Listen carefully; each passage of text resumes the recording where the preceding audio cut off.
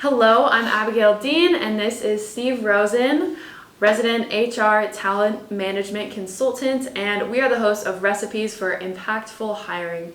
This is going to be a 4-part mini-series tackling hiring challenges and offering insights specifically to tech small business leaders on ways to build impactful teams and how to eliminate bad hires.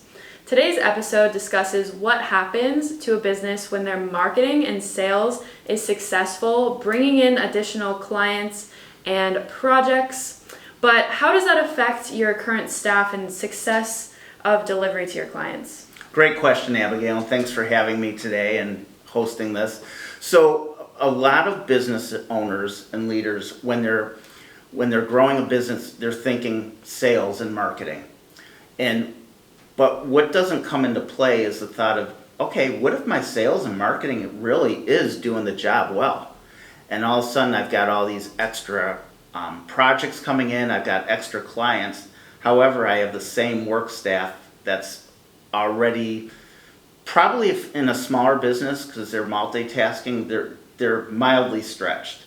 But when you start bringing in all that additional business, they start to get tired, overwhelmed. Mistakes happen, they start to become frustrated, and then that leads into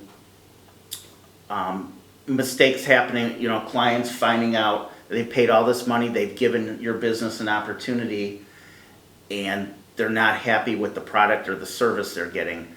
Abigail, it's almost worse to not have the additional business than it is to get it and not service and deliver it, because the saying, you do something right, it's mouses and crickets, but you do one thing wrong and the whole world, especially in this world of social media. So my advice is that you want to make sure to integrate a talent management strategy alongside that integrates with your marketing sales, and that includes identifying the types of individuals, the types of leaders that you're going to need into the business as you're growing and scaling.